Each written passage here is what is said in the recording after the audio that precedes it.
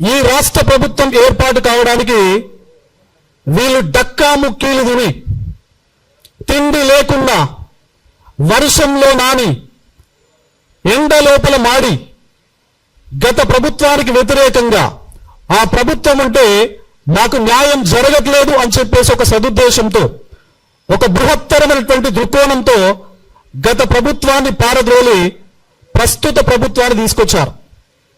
ఈ ప్రభుత్వం వస్తే మా ఆశలు, మా ఆశయాలు, మా హక్కులకు న్యాయం జరుగుతుంది అనేటువంటి ఒకే ఒక్క సదుద్దేశంతో ఈ ప్రభుత్వాన్ని తీసుకురావడం జరిగింది. అఫ్ కోర్స్ ఒక ప్రభుత్వం పోవాలి అన్నా, ఒక ప్రభుత్వం రావాలి అన్నా ఒకే ఫ్యాక్టర్ పనిచేయకపోవచ్చు. కానీ ఈ తెలంగాణ రాష్ట్రం లోపల 2023 లోపల ఉద్యమం అగ్గి బావుట ఎగరవేసింది నిరుద్యోగ పక్షాల నుండి అని చెప్పడం లోపల ఏమాత్రం సందేహం లేదు. మరి ఈ కంట్రిబ్యూషన్ ఒక ప్రభుత్వాన్ని మార్చింది, ఇంకొక ప్రభుత్వాన్ని తీసుకొచ్చింది. మరి తీసుకొచ్చి ఈ రోజు నాటికి ఆల్మోస్ట్ 2.5 years అయిపోయింది. 2.5 సంవత్సరాలు ముగిసిపోయింది.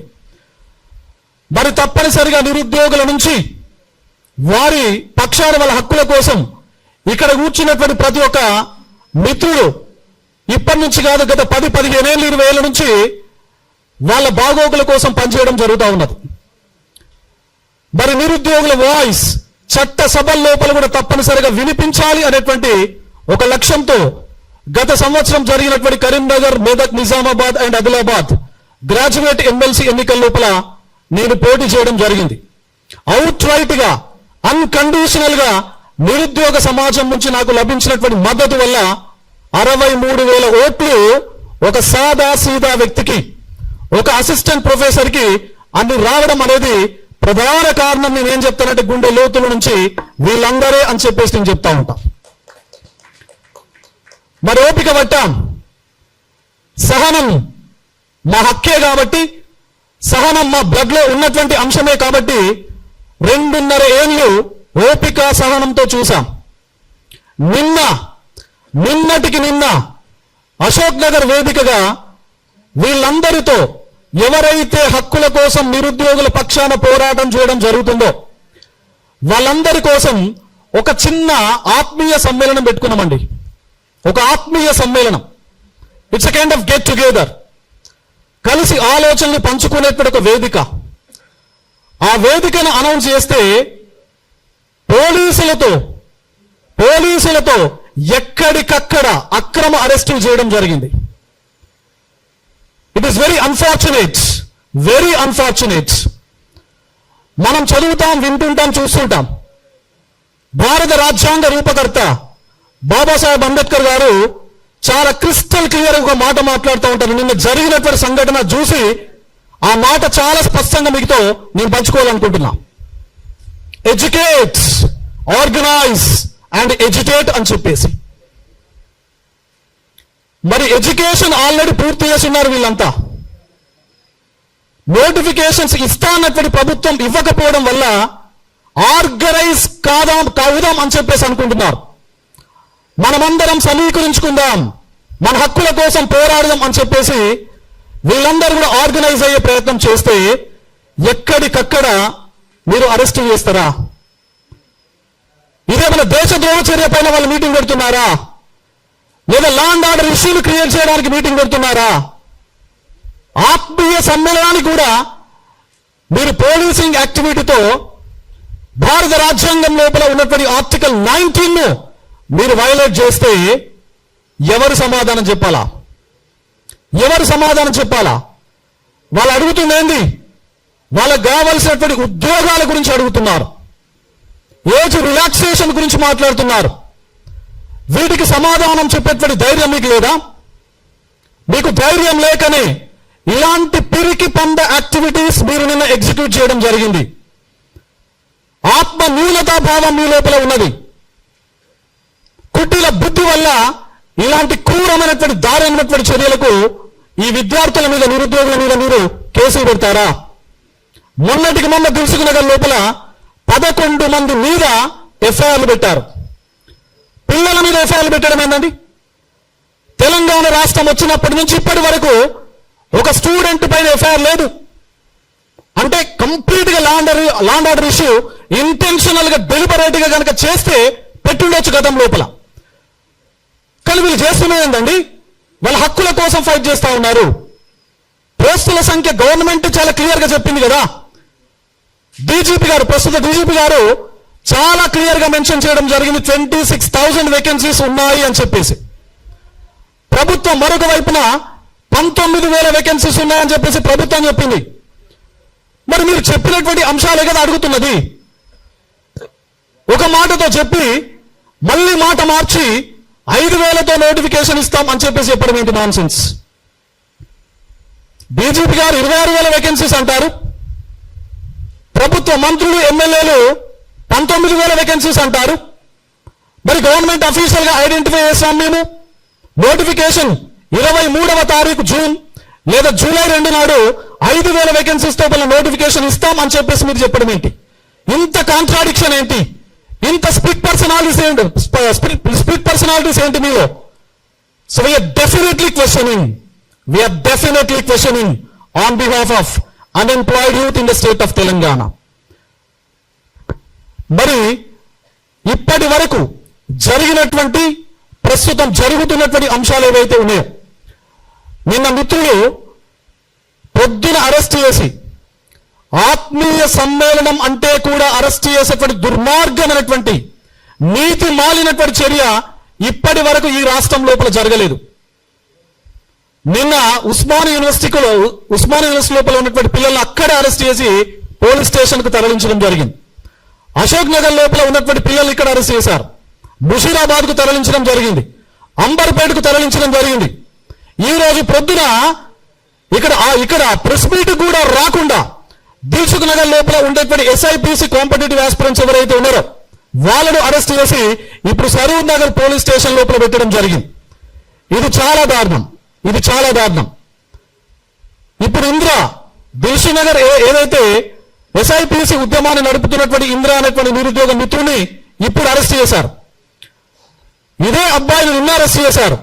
ఆకాష్ అనేటువంటి అబ్బాయిని అరెస్ట్ చేయడం జరిగింది. ఇంత దుర్మార్గమైనటువంటి చర్యలు ఎందుకు? ఇంత పిడివాదం మీకు ఎందుకు? మరి క్వశ్చన్ చేయొద్దా? అసలు క్వశ్చన్ చేయొద్దా? తప్పనిసరిగా క్వశ్చన్ చేస్తాం. ఎందుకంటే క్వశ్చన్ చేయడం అనేది సమాజం లోపల అన్యాయానికి వ్యతిరేకంగా పోరాడుతున్నటువంటి ఒక సగటు సాదా సీదా పౌరుని యొక్క రైట్ అది. ఎప్పుడో థామస్ జెఫర్సన్ అనేటువంటి వ్యక్తి ఒక మాట చాలా స్పష్టంగా చెప్తుంటాడు. ఏమని? ఎక్కడైతే ప్రజలు ప్రభుత్వాన్ని ప్రశ్నిస్తారో ఆ సమాజం లోపల స్వేచ్ఛ ఉన్నట్టు లెక్క. ఎక్కడైతే ప్రభుత్వం ప్రజల యొక్క స్వేచ్ఛను, ప్రజల యొక్క హక్కుల మీద పిడివాదం మోపడం జరుగుతుందో అక్కడ నిరంకుశత్వం రాజ్యమేలుతున్నట్టు లెక్క అని చెప్పేసి.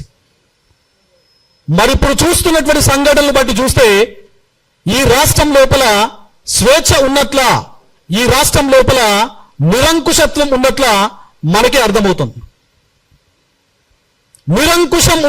నిరంకుశత్వం ఉన్నట్లుగానే చాలా వేదికల పైన మన గౌరవ ముఖ్యమంత్రి వర్యులు చెప్తా ఉంటారు, నేను హిట్లర్ పాలసీని ఇంప్లిమెంట్ చేస్తున్నాను అని చెప్పేసి. మరి ఈ నిరంకుశత్వం కూడా హిట్లర్ పాలసీయే కదా. దాన్ని కూడా చదువుకున్నటువంటి విద్యార్థుల పైన మీరు ఇలాంటి కార్యకలాపాలకు పాల్పడతారా? ఇది మీ నైతికతకు నిదర్శనంగా మేము తీసుకోవచ్చా? అసలు ఈ నైతికతనేనా?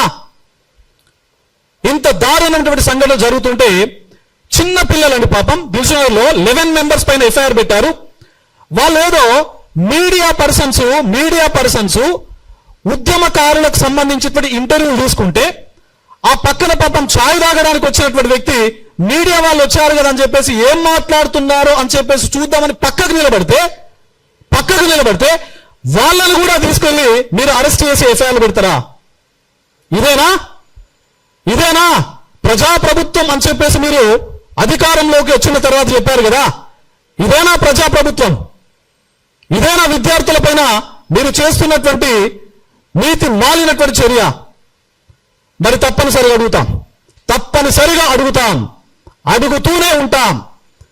మీరు ఎక్కడైతే మీరు చెప్పినటువంటి మీ నాయకుడు ఉన్నాడు కదా రాహుల్ గాంధీ గారు అశోక్ నగర్ లోపల మా సిటీ సెంట్రల్ లైబ్రరీకి వచ్చాడు. దిల్సుఖ్ నగర్ వేదిక పైన మాట్లాడాడు. మరి ఏం మాట్లాడారు? మా ప్రభుత్వాన్ని మీరు గెలిపించండి, మా ప్రభుత్వం అధికారం లోపలికి వచ్చిన తర్వాత సంవత్సరానికి 2 లక్షల ఉద్యోగాలు ఇస్తాము అని చెప్పేసి. సంవత్సరానికి 2 లక్షల ఉద్యోగాలు. మరి ఇప్పుడు 2.5 సంవత్సరాలైంది కదా, మీరు ఎన్ని లక్షల ఉద్యోగాలు ఇవ్వాలి మీ మేనిఫెస్టో ప్రకారం? So this is your manifesto.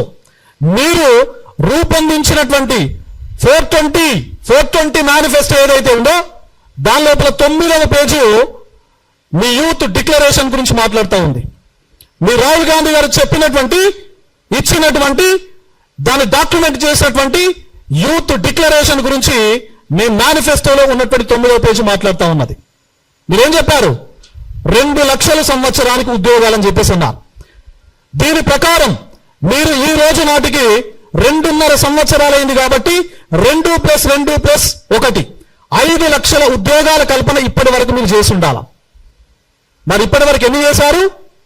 మీరు చెప్తున్నటువంటి లెక్కలే కదా. మీరు చెప్తున్నటువంటి లెక్కల ప్రకారము 60,000 65,000 చేస్తామని చెప్పేసి మీరు ఊకదంపుడు ఉపన్యాసాలు వివిధ రకాల వేదికలపై నుంచి ఇస్తున్నారు కదా, మీరు, మీ మంత్రులు, మీ ఎమ్మెల్యేలు. మరి దిస్ ఈజ్ అ డాక్యుమెంట్. ఇప్పటి వరకు మీ ప్రభుత్వం వచ్చిన డిసెంబర్ 2023 నుంచి జూన్ 2026 వరకు మీరు ఇచ్చినటువంటి నోటిఫికేషన్స్, మీరు రిక్రూట్ చేసినటువంటి వేకెన్సీస్ కు సంబంధించిన లిస్టు ఇక్కడ ఉంది. మొత్తం ఇప్పటి వరకు 59,762 అండ్ రీసెంట్ గా ఇచ్చినటువంటి DyEO deputy education officer notification కూడా కలుపుకొని ఉంటే అదొక 24 పోస్టులు కలిపితే మీరు ఇచ్చింది రఫ్ గా ఒక 60,000. మీరు ఇచ్చింది అంటే కండిషన్ సప్లై. ఏంటి కండిషన్ సప్లై అంటే? ఫస్ట్ మీరు పోలీస్ రిక్రూట్మెంట్ కి సంబంధించి రిక్రూట్మెంట్ చేశారు.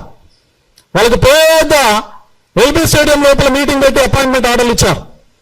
అంటే గత ప్రభుత్వం ఉన్నప్పుడు ఇచ్చినటువంటి 16,347 వేకెన్సీస్ కు సంబంధించినటువంటి వేకెన్సీస్ ను మీరు రిక్రూట్ చేసి వాళ్లకు అపాయింట్మెంట్ ఆర్డర్లు మీ ద్వారా వాళ్ళ చేతులపై పెట్టారు. ఇలా ఇవన్నీ ఇప్పటి వరకు రిక్రూట్ చేసినటువంటి 60,000 వేకెన్సీస్ కు సంబంధించినటువంటి మొత్తం నోటిఫికేషన్స్ గత ప్రభుత్వం ఇచ్చినటువంటి నోటిఫికేషన్స్. మరి మీరేం చేశారు? వాళ్ళు ఇచ్చిపోతే మీరు వీళ్ళ చేతులు ఇట్లా కాగితం, అపాయింట్మెంట్ కాగితం పెట్టి నేనే ఇచ్చినామని చెప్పేసి మీరు సభలల్లా, సమావేశాలల్లా చెప్పుకుంటున్నారు. గత ప్రభుత్వం అన్యాయం చేసిందనే కదా ఆ ప్రభుత్వం పైన వ్యతిరేక బావుట ఎగరవేసి ఆ ప్రభుత్వాన్ని పక్కన పెట్టి మిమ్మల్ని తీసుకొచ్చింది. మరి గత ప్రభుత్వం చేసేటువంటి తప్పిదాలకు సంబంధించినటువంటి అనుభవాల నుంచి మీరు నేర్చుకోవాల్సినటువంటి బాధ్యత మీకు ఉందా లేదా? మరి ఒకవేళ మాకు బాధ్యత లేదు అని మీకు అనిపిస్తే, మేము ఇలానే అరెస్టులు చేస్తాం అని చెప్పేసి మీకు అనిపిస్తే, మేము ఇలానే విద్యార్థుల చేతులకు సంఖ్యలు వేస్తాం అని చెప్పేసి మీకు అనిపిస్తే, భవిష్యత్తు ఉంది కదా, ఆ సంఖ్యలు వేసేటువంటి చేతులే రేపు ఓట్లుగా మారి మీ పతనానికి మరణ శాసనం లిఖిస్తాయి అని చెప్పేసి ఈ వేదిక ద్వారా నేను చెప్పదలుచుకున్నా. ఇది నోటిఫికేషన్లకు సంబంధించిన పరిస్థితి అండి. సంవత్సరానికి 2 లక్షల ఉద్యోగాలు, ఇది పక్కన పెడతాం.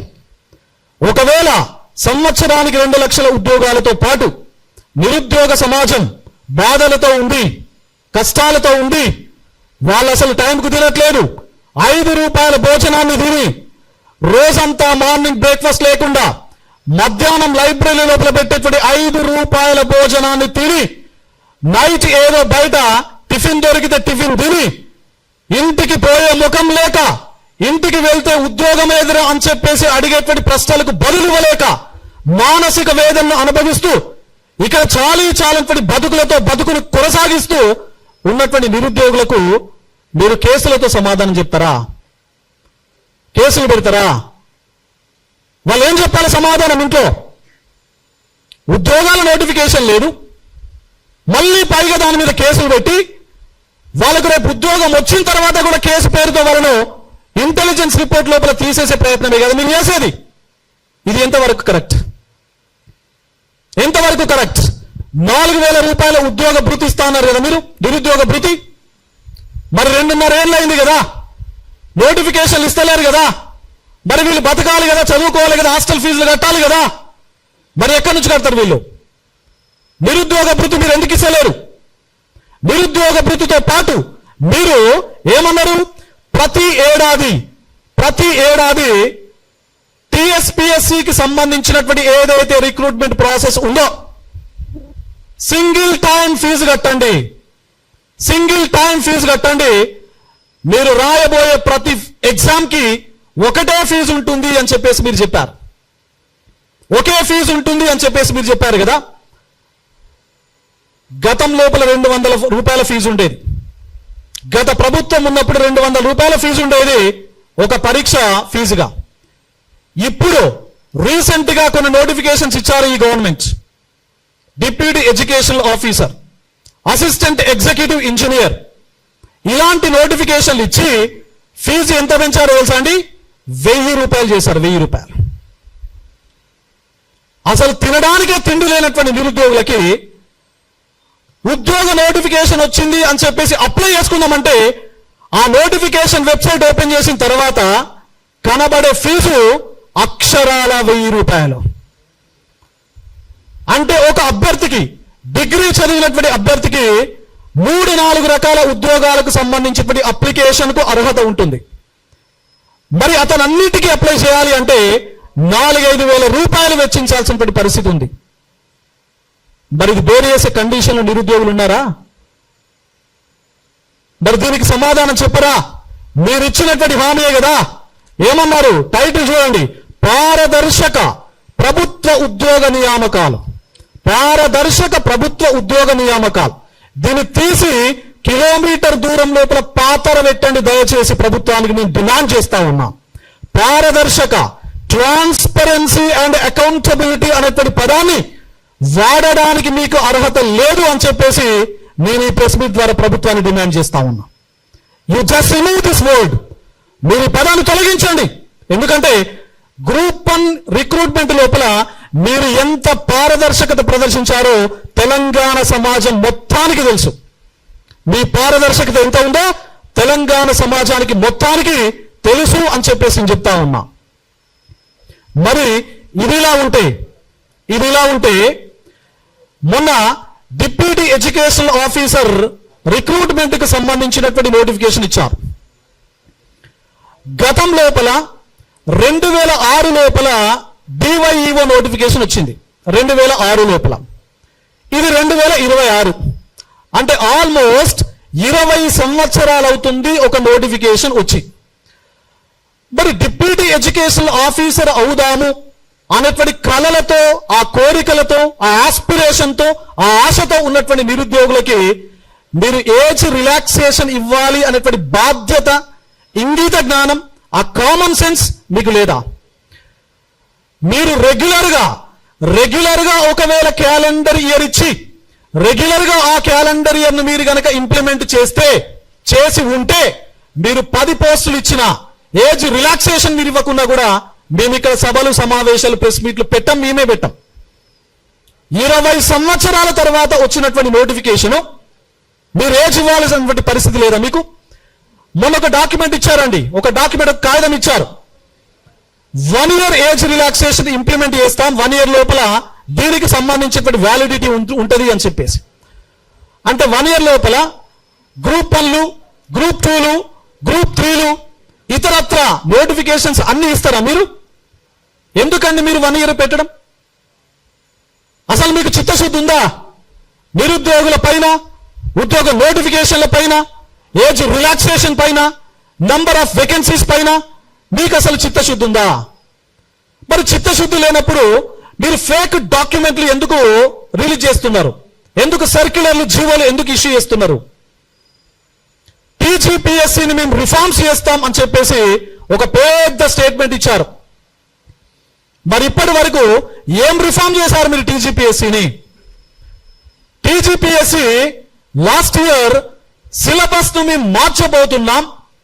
ఎందుకంటే 2014 లోపల తెలంగాణ రాష్ట్రం ఏర్పాటైన తర్వాత మొదటిసారిగా సిలబస్ ను రూపొందించి 10 ఏళ్లు దాటిపోయింది. కాబట్టి మేము కొత్తగా ప్రస్తుత పరిస్థితులకు అనుగుణంగా సమకాలీన అంశాలను మేళవిస్తూ మేము మళ్ళీ సిలబస్ ను రీస్ట్రక్చర్ చేయబోతున్నాం అని చెప్పేసి ఒక కమిటీని వేశారు. మన హైయర్ ఎడ్యుకేషన్ కౌన్సిల్ కి సంబంధించిన చైర్మన్ గారు బాలకృష్ణారెడ్డి గారితో ఒక కమిటీని వేశారు. ఆ కమిటీని వేసినటువంటి అంశము ఆ చైర్మన్ గారికి తెలియదండి. దీనికన్నా దారుణమైనటువంటి విషయం ఏమైనా ఉంటుందా? దీనికన్నా దారుణమైనటువంటి విషయం ఏమైనా ఉంటుందా?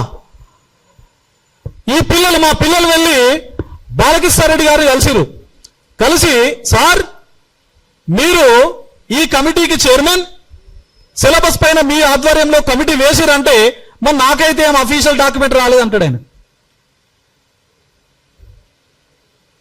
ఎటుపోతుంది అసలు? What is an administration? What is a governance? Government మాత్రమే ఈ రాష్ట్రంలో ఉంది. Government is there in the state, but there is no governance. Governance లేదు. కేవలం భౌతికంగా ప్రభుత్వం మాత్రమే ఈ రాష్ట్రం లోపల నడుస్తా ఉన్నది. It is very shame. It is very shame.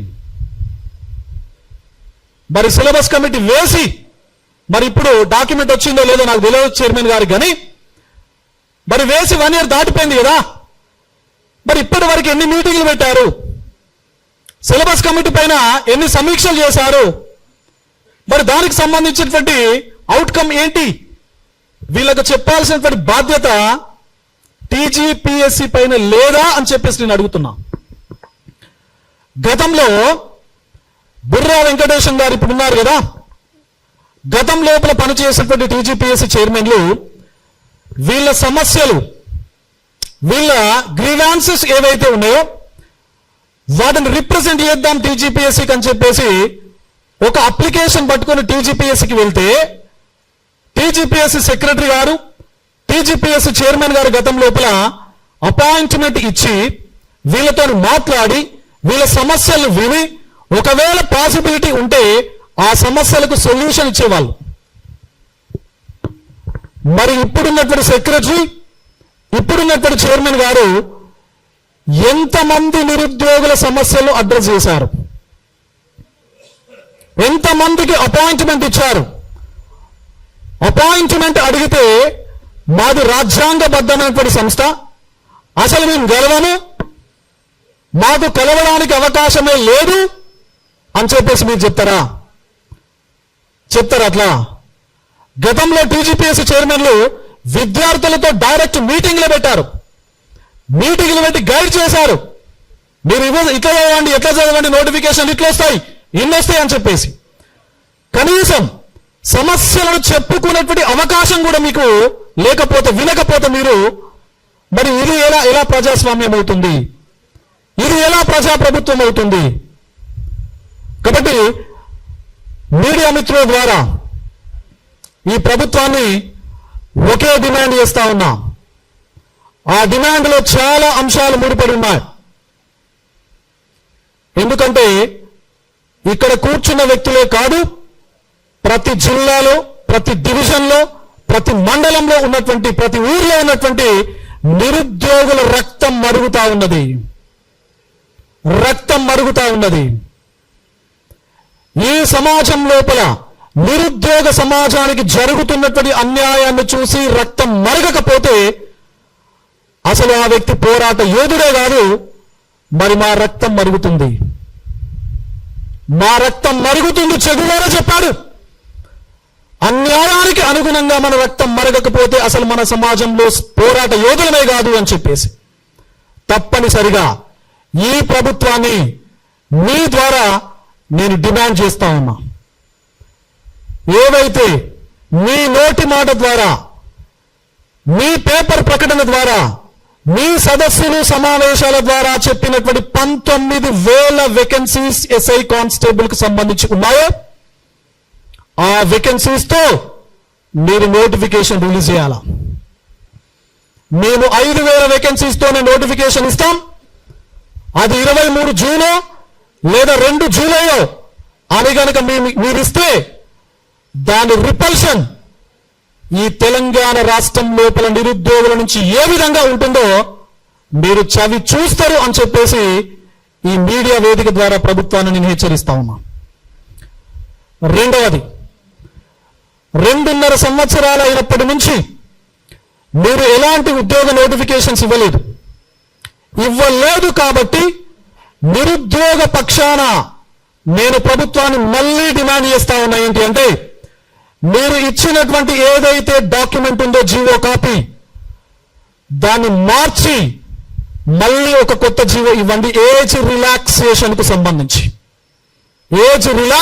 కు సంబంధించి మీరు మళ్ళీ జీవో ఇవ్వండి.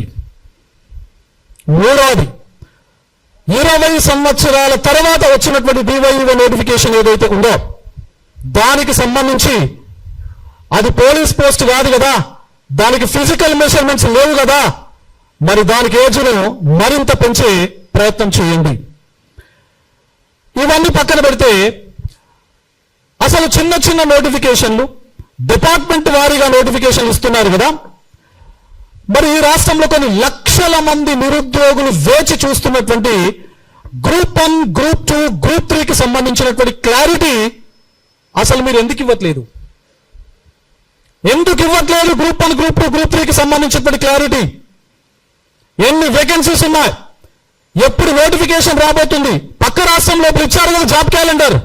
పక్క రాష్ట్రం లోపల జాబ్ క్యాలెండర్ ఇవ్వడం జరిగింది కదా, ఆ జాబ్ క్యాలెండర్ ఇంప్లిమెంట్ చేస్తా ఉన్నారు కదా, మరి మీ గురువే కదా అక్కడ ఉంది, మీరు శిష్యులే కదా, మీ గురువు చేసినటువంటి పనులు ఇక్కడ అన్ని చేస్తున్నారు కదా, మరి నిరుద్యోగుల పక్షాన నిరుద్యోగులకు సంబంధించినటువంటి పనులు మీ గురువు చేసినప్పుడు శిష్యుడు ఎందుకు చేయట్లేదు అని చెప్పేసి మీ పక్షాన్ని నేను అడుగుతా ఉన్నాను. జాబ్ క్యాలెండర్ ఇమీడియట్ గా మీరు ప్రకటించండి. అందులో ఎన్ని గ్రూప్ 1, ఎన్ని గ్రూప్ 2 అండ్ ఎన్ని గ్రూప్ 3 ఉంటాయో మీరు చాలా క్రిస్టల్ క్లియర్ గా తెలిపే ప్రయత్నం చేయండి. అండ్ ఫేర్ గా ఎగ్జామ్స్ పెట్టండి. నోటిఫికేషన్ లోపల గత ప్రభుత్వం చేసినటువంటి తప్పిదాల వల్ల కోర్టు మెట్లు ఎక్కినటువంటి దాఖలాలు ఏవైతే ఉన్నాయో ఆ ఎక్స్పీరియన్స్ ఎట్టి పరిస్థితుల లోపల నిరుద్యోగులకు రావద్దు. ఇక్కడ మా మిత్రులు ఉన్నారు, జనార్దన్, ఆయనే మెట్లెక్కనటువంటి కోర్టు లేదు. ఏడు ఎక్కడున్నాడు?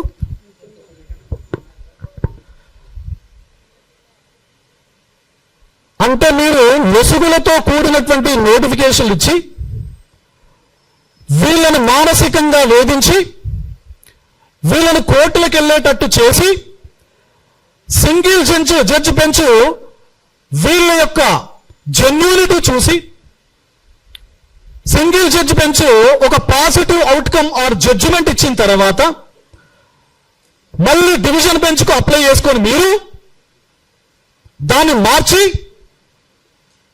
కొన్ని లక్షల మంది నిరుద్యోగులకు అన్యాయం చేసేటువంటి కార్యకలాపాలు ఏవైతే మీరు గతం లోపల పాటించడం జరిగిందో వాటికి దయచేసి ఫుల్ స్టాప్ పెట్టండి.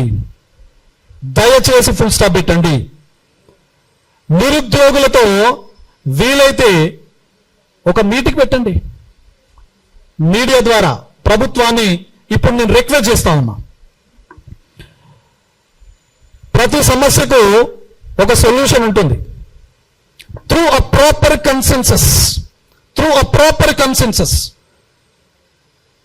ఒక బాధిత వ్యక్తి యొక్క సమస్య ప్రభుత్వం లేదా ప్రజాప్రతినిధి ఎప్పుడైతే వింటాడో అప్పుడు దాని నుంచి ఒక పాజిటివ్ అవుట్కమ్ సొల్యూషన్ రూపం లోపల రావడానికి అవకాశం ఉంటుంది. మరి 2.5 ఏళ్ల నుంచి వీళ్ళ బాధలు, వీళ్ళందరూ అశోక్ నగర్, దిల్సుఖ్ నగర్, ఉస్మానియా యూనివర్సిటీలో చదువుకునేది, సెక్రటేరియట్ ఇక్కడనే కదా ఉన్నది, గట్టిగా కొడితే 2 కిలోమీటర్లు లేదు కదా. మరి 2.5 ఏళ్ల నుంచి ఈ 2 కిలోమీటర్ల దూరంలో ఉన్నటువంటి మీకు వీళ్ళ బాధలు వినపడట్లేదా? కొంచెం చెవులను విప్పారించండి, చెవులను బాగా పెద్దవి చేసుకొని మీరు జాగ్రత్తగా వినే ప్రయత్నం చేయండి. ఒకసారి చర్చలకు పిలవండి, వీళ్ళ బాధలు వినండి, సొల్యూషన్ ప్రకటించండి. ప్రభుత్వం చిత్తశుద్ధితో ఉన్నది అని చెప్పేసి ఒక నమ్మకాన్ని నిరుద్యోగ సమాజానికి ఇవ్వండి. లేదు, కాదు, కూడదు అని మీరు ఇదే విధంగా గనక నిరంకుశ ధోరణితో గనక ముందుకు వెళ్తే మేము చెప్తున్నాం 19,000 కాకుండా 5,000 వేకెన్సీస్తో కనుక మీరు నోటిఫికేషన్ ఇస్తే, ఇది ఇప్పుడు మీరు ప్రెస్ మీట్లు ఇక్కడ హైదరాబాద్ లోపల మాత్రమే కనబడుతున్నాయి కదా ప్రభుత్వానికి. 5,000 వేకెన్సీస్తో నోటిఫికేషన్ వచ్చిన రోజు నుంచి తెలంగాణ రాష్ట్రంలో ఉన్నటువంటి 33 జిల్లా కేంద్రాలు, తెలంగాణ రాష్ట్రంలో ఉన్నటువంటి ప్రతి డివిజన్లో, ప్రతి మండల్లో, ప్రతి గ్రామంలో ఉన్నటువంటి నిరుద్యోగుల యొక్క గుండె చప్పుడులో తప్పనిసరిగా తెలంగాణ ప్రభుత్వానికి కనువిప్పు చేసే విధంగా ఒక కార్యాచరణ భవిష్యత్తు లోపల తప్పనిసరిగా మేమందరం కూర్చొని ప్రకటిస్తాం అని చెప్పేసి మీడియా ద్వారా ఈ ప్రభుత్వాన్ని డిమాండ్ చేస్తా ఉన్నాం. వినండి, దయచేసి వినండి, మాట్లాడండి. ఒక 15-20 నిమిషాలు టైం ఇవ్వండి. టైం ఇస్తే సొల్యూషన్ వస్తుంది కదా. అది మీకోసమే కదా, మీ మంచి కోసమే కదా. కాబట్టి నేను మళ్ళీ చెప్తా ఉన్నా, మీరు ఒక సరైనటువంటి నిర్ణయం కనుక తీసుకోకపోతే ప్రపంచవ్యాప్తంగా జెన్జీ ఉద్యమాలు మీరు చూస్తా ఉన్నారు కదా. నేపాల్ లోపల ఏం జరిగిందో మీకు తెలుసు కదా, శ్రీలంక లోపల ఏం జరిగిందో మీకు తెలుసు కదా, బంగ్లాదేశ్ లోపల ఏం జరిగిందో మీకు తెలుసు కదా, మన దేశంలో ఏం జరుగుతుందో కూడా మీరు చూస్తున్నారు కదా. మరి తెలంగాణ రాష్ట్రంలో కూడా జరగాలని చెప్పేసి మీరు కోరుకుంటున్నారా? ఒకవేళ మీరు కోరుకుంటే మీరు 5,000తో నోటిఫికేషన్ ఇవ్వండి. మీరు తప్పనిసరిగా తెలంగాణ రాష్ట్రం లోపల జెన్జీ ఉద్యమం, యూత్ ఒకటైతే, యూత్ మూకుమ్మడిగా ఒకటైతే ఎలా ఉంటుందో ఈ రాష్ట్రం లోపల మీకు తప్పనిసరిగా పరిచయం చేస్తాం, మీకు తప్పనిసరిగా ఎక్స్పీరియన్స్ మీకు కలిగిస్తాం. కాబట్టి మళ్ళీ చెప్తున్నా ప్రభుత్వానికి, I'm requesting the government of Telangana to call the unemployed youth to discuss the various issues related to the unemployed youth in the state of Telangana. అది కన్సెన్సస్ తో మాత్రమే సాధ్యం. ఆ కన్సెన్సస్ పైన మీకు ఒక పాజిటివ్ ఒపీనియన్ కనుక ఉంటే, చర్చల పైన మీకు ఒక పాజిటివ్ ఒపీనియన్ కనుక ఉంటే, దయచేసి నిరుద్యోగులని చర్చలకు పిలవండి, వారి బాధలు వినండి, వాళ్ళ బాధల్లో మీరు భాగం కండి, ఆ సమస్యలను ఫుల్ స్టాప్ పెట్టి ఒక సొల్యూషన్ కు నాంది పలకండి. Thank you very much.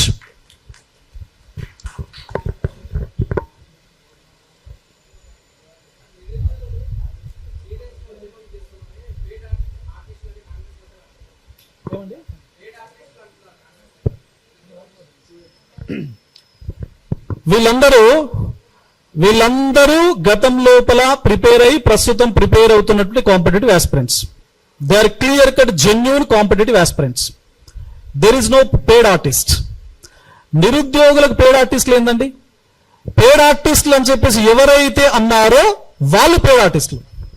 Because రకరకాల పార్టీలు తిరిగి, వాళ్ళు రకరకాల పదవుల కోసం ప్రయత్నం చేసి, రకరకాల పార్టీలు తిరిగినప్పుడు అక్కడక్కడ ఏమన్నా మామూలు ఏమన్నా ఉంటే తీసుకొని వీళ్ళనా అండి వీళ్ళనా అండి, వీళ్ళు స్టూడెంట్స్ అండి, దీస్ ఆర్ ద స్టూడెంట్స్, వీళ్ళని అనడానికి ఎట్లా మనసు వస్తుందండి? ఎట్లా మనసు వస్తుంది అనడానికి? ఒకసారి 100 రకాల ఆలోచన చేయాలి కదా. వాళ్ళు ఎవరైతే అంటారో, అంటే స్టేజ్ ముందు లేదా ప్రెస్ మీట్ పెట్టి వీళ్ళందరూ కూడా ఇలాంటి రకం అని చెప్పేసి ఎవరైతే అంటారో, ఆ అనడం వల్ల సోషల్ మీడియా లోపల వాళ్ళ యొక్క అధినాయకత్వానికి వీళ్ళు అన్న మాటలు చేరి, అరే నిరుద్యోగులకు సంబంధించినటువంటి ప్రెస్ మీట్ కు అగెన్స్ట్ గా ఇతను మాట్లాడుతుండగా మనోడు కాంగ్రెస్ నాయకుడు, ఈయనకు రేపు కార్పొరేషన్ చైర్మనో లేదా కార్పొరేషన్ మెంబరో ఏదైనా ఇవ్వాలి అని చెప్పేసి ఆలోచనలు ఇవ్వడమే వాళ్ళ యొక్క కర్తవ్యం. వాళ్ళు ఎవరైతే అంటారో దయచేసి వాళ్ళను we are requesting them to come over to Ashok Nagar చౌరస్తాకు వచ్చి అదే మాట అనమని చెప్పండి.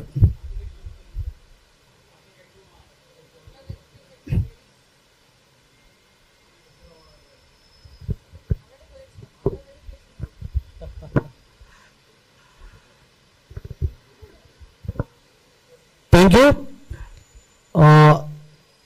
మా నిరుద్యోగ మిత్రులకు మద్దతుగా తెలంగాణ పౌర సమాజం నుండి వచ్చినటువంటి బిఎన్వి సత్యనారాయణ గారికి వారిని వేదికపైకి రావాలని చెప్పేసి మనస్ఫూర్తిగా కోరుకుంటున్నాం. సత్యనారాయణ గారు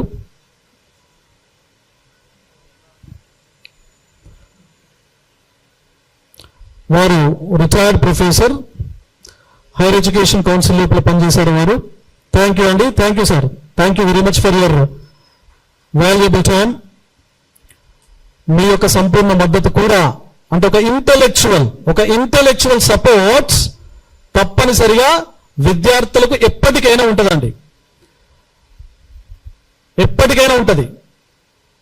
అది ఇక్కడ కూర్చున్నటువంటి వారి రూపంలో కావచ్చు, బయటకి ఇక్కడికి రాకుండా బయట నుంచి వింటున్నటువంటి వాళ్ళ రూపంలో కావచ్చు. బికాస్ మాకు తెలుసు అంటే మేము కూడా నిరుద్యోగులమే కదా. మా బతుకు కూడా ఉస్మానియా యూనివర్సిటీ క్యాంపస్ లో పోటీ పరీక్షలు చదువుకోవడం నుంచే కదా స్టార్ట్ అయింది. మరి వాళ్ళ బతుకు నుంచి మేము ఇప్పుడు ఇక్కడికి వచ్చాం. వాళ్ళ బతుకులన్నీ కూడా మాకు అర్థమవుతాయి, మాకు తెలుసు కాబట్టి, వాళ్ళ సాధక బాధకాలు మాకు అర్థమవుతాయి తెలుసు కాబట్టి, వాళ్ళ పక్షాన తప్పనిసరిగా మేము సంపూర్ణ మద్దతును ఇప్పుడు కాదు ఎప్పుడైనా ఇస్తాం. ఇన్ఫాక్ట్ వాళ్ళ యొక్క హక్కులను, వాళ్ళ యొక్క సమస్యలను వినిపించడానికి నా యొక్క ఉద్యోగాన్ని కూడా, నేను ఒక అసిస్టెంట్ ప్రొఫెసర్, నా ఉద్యోగాన్ని కూడా గవర్నమెంట్ అసిస్టెంట్ ప్రొఫెసర్ గా పనిచేశాను. నేను నా ఉద్యోగానికి కూడా నేను రాజీనామా చేసి వీళ్ళ యొక్క వాయిస్ల చట్టసభల లోపల వినిపిద్దామని చెప్పేసి నేను రాజకీయాల లోపలికి వచ్చాను. మరి మాకు బాధ్యత తప్పనిసరిగా ఉంటుంది. మాకు పాఠాలు చెప్పడం తెలుసు. ప్రభుత్వం ఒకవేళ తల వంచి వీళ్ళ సమస్యలు విని వీళ్ళ హక్కుల కోసం పనిచేయకపోతే ఉద్యమ ఉగ్గు పాలు కూడా పోసి ఉద్యమాలకు నడిపించడం కూడా మాకు తెలుసు అని చెప్పేసి మీకు చెప్తా ఉన్నాం.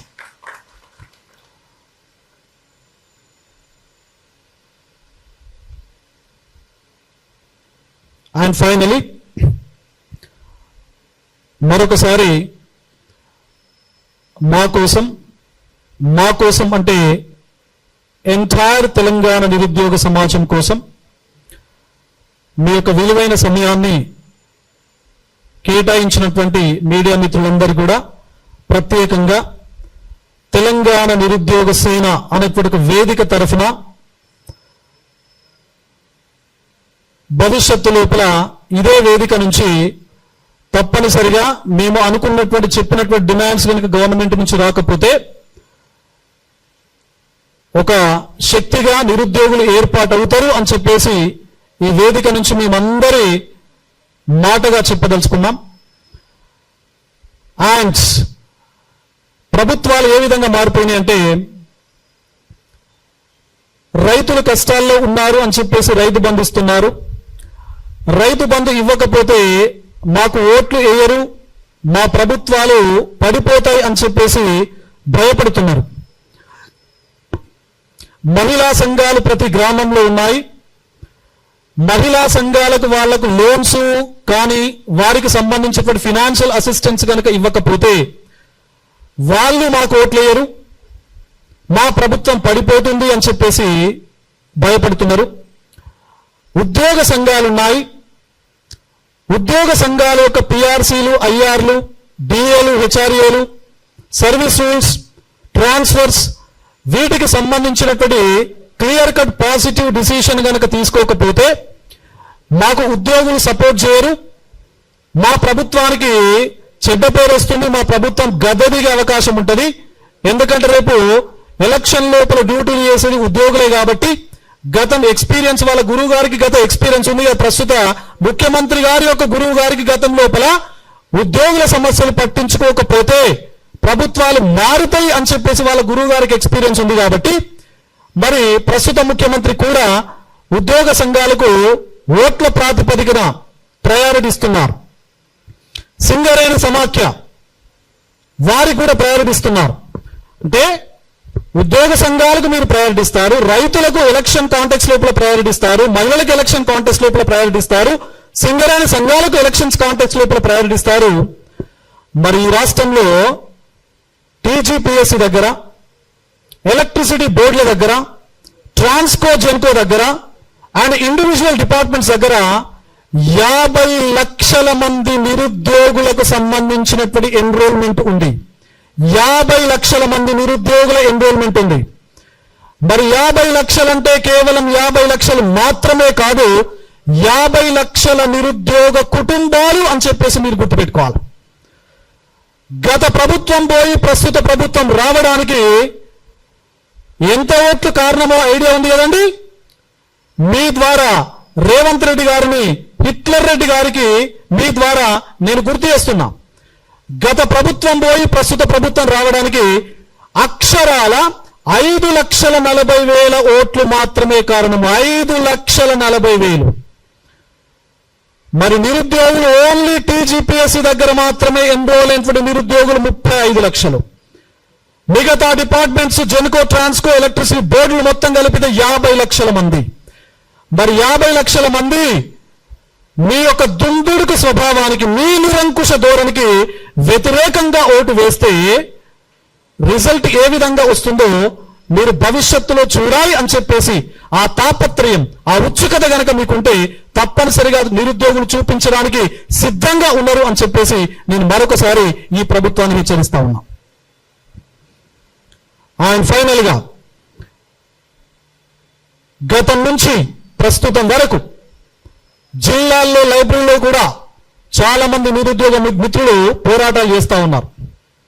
వాళ్ళు ఇక్కడికి రాలేనటువంటి పరిస్థితుల లోపల వాళ్ళ యొక్క కంట్రిబ్యూషన్ కూడా నేను హార్ట్ఫుల్ గా అప్రిషియేట్ చేస్తా ఉన్నా.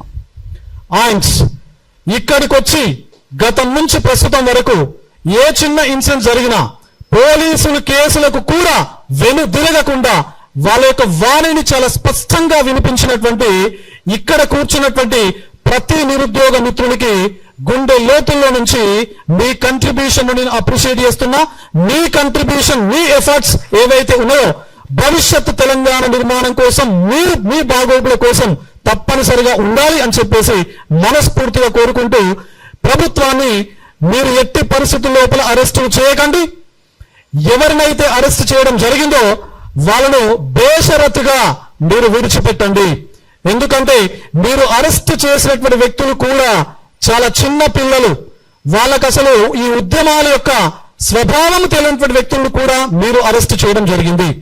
కాబట్టి డీజీపీ గారిని కూడా నేను రిక్వెస్ట్ చేస్తా ఉన్నాను ఈ వేదిక నుంచి, పిల్లలు, వీళ్ళు చదువుకునే పిల్లలండి, వీళ్ళపైన దయచేసి ఎట్టి పరిస్థితుల లోపల మీరు కేసులు పెట్టకండి. మీకు ఎట్టి పరిస్థితుల లోపల వీళ్ళు లా అండ్ ఆర్డర్ ఇష్యూను క్రియేట్ చేసేటువంటి వ్యక్తిత్వమో, క్రియేట్ చేసేటువంటి మనస్తత్వమో ఉన్నటువంటి వాళ్ళు నిరుద్యోగులు కాదు అని చెప్పేసి మిమ్మల్ని రిక్వెస్ట్ చేస్తున్నాను. పెట్టినటువంటి కేసులు ఏవైతే ఉన్నాయో వాటిని ఎత్తివేయండి. కొత్త కేసులు పెట్టే ప్రయత్నం, ఆ ఆలోచన కూడా దయచేసి మీరు చేయకండి అని చెప్పేసి ఈ మీడియా పక్షాన మిమ్మల్ని నేను రిక్వెస్ట్ చేస్తా ఉన్నా.